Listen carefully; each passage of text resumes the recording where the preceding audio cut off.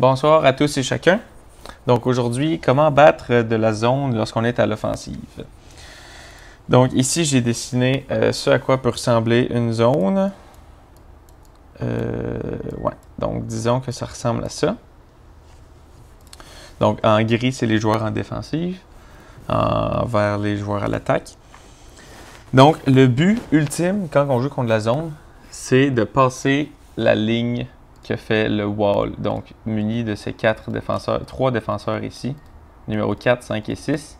Si le disque se rend à un joueur passé à la hauteur de ce joueur, de cette ligne-là, ou passé, de façon générale, après, ça déboule bien, puis on est capable de briser la zone, puis ils vont transitionner en man-to-man.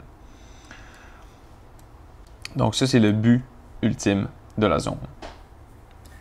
Comment on fait pour atteindre cet objectif?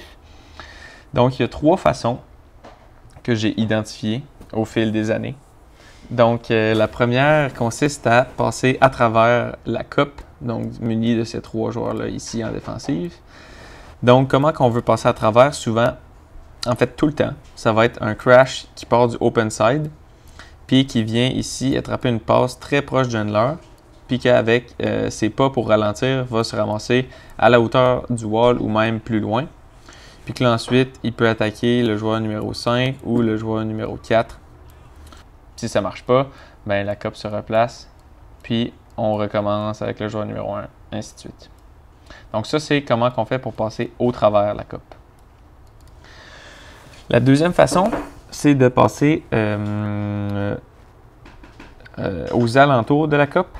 Donc, par exemple, si le disque est ici, en faisant un cut miroir, on est capable d'aller chercher un dump, un swing, puis encore une fois, d'avoir un défenseur pour deux attaquants. Donc, il doit un peu choisir qui veut couvrir.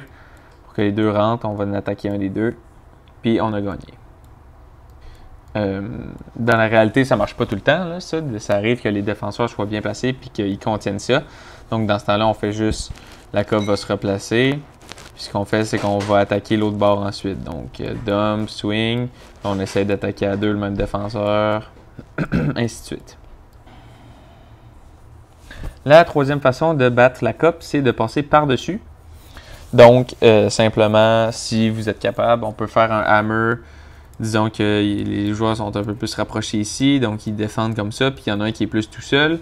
Ben, on est capable, des fois, de faire un hammer ou une blade à ce joueur-là, qui est tout seul.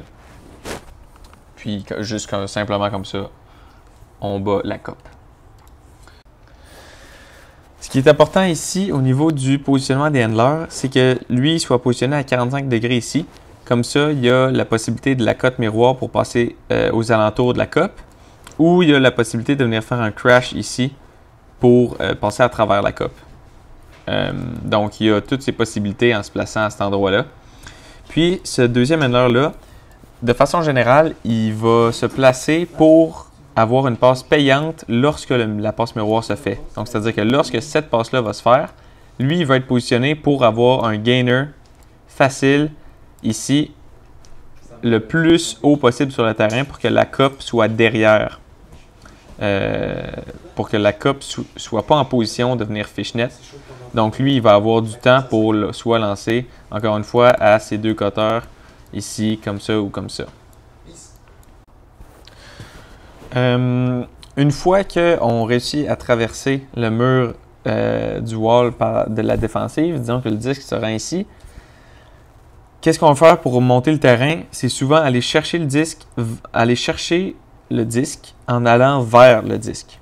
Donc, souvent, on a tendance à, par exemple, courir comme ça, en ligne droite. Puis là, ben, avec un défenseur ou un last back qui va être capable de venir nous déranger. Donc, l'idéal, c'est vraiment d'éviter ça et de venir chercher un petit gainer de 5 verges. Souvent, le give and go marche très bien rendu là parce qu'ils ne sont pas en man-to-man. Donc, on va se retrouver en, disons, 2 contre 1. Mais l'idée, c'est d'aller chercher toujours le disque en attaquant vers le disque.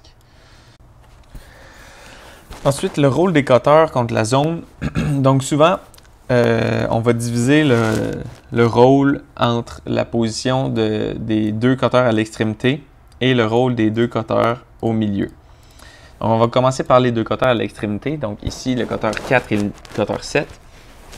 Leur premier rôle, c'est de toujours étirer le terrain. C'est-à-dire, on envoie quelqu'un dans le fond juste pour obliger l'Asback à y aller. Parce que s'il reste ici, ben, on est capable d'envoyer une passe qui va se rendre ici sans que lui, il se rende. Donc ça, c'est dangereux. De façon générale, le lastback ne veut pas ça. Donc, il va prévenir cette option en allant se placer plus proche de ce joueur-là. Puis ça, ce que ça fait, c'est que ça fait que les trois défenseurs ici, ils ont énormément d'espace à couvrir à juste 3 joueurs. Donc souvent, on est capable de mieux attaquer cet espace-là avec les 3 cutters ici, 3 contre 3 dans un très gros espace. C'est plus facile de se démarquer. Ensuite de ça, le rôle de ces joueurs-là, c'est aussi d'aller chercher la continuité. Lorsque le disque fait des dump and swing, donc lorsqu'on essaie de passer autour de la coupe, disons que cette passe-là se fait, puis disons que lui était dans le fond, que l'Asback était dessus. Donc disons que on reprend ici, lui cote miroir, la passe se fait, la passe vient ici, mais pendant que tout ça, la cote miroir se fait, lui, il remarque que le disque s'en vient de son côté, donc il rentre large pour forcer encore une fois ce défenseur-là à choisir entre bloquer l'option au milieu ou bloquer l'option sur le côté. On essaie d'avoir 2 attaquants pour un défenseur pour pouvoir faire une passe à un des 2. Donc, le rôle des cutters à l'extérieur, c'est d'étirer le terrain et d'aller chercher la continuité sur les dump swings. Le rôle des poppers ici, donc les 2 du milieu, eux, ce qu'ils veulent faire, c'est travailler en équipe pour créer des trous puis créer des options dans la coupe pour que l'autre joueur puisse aller utiliser ce nouveau trou-là.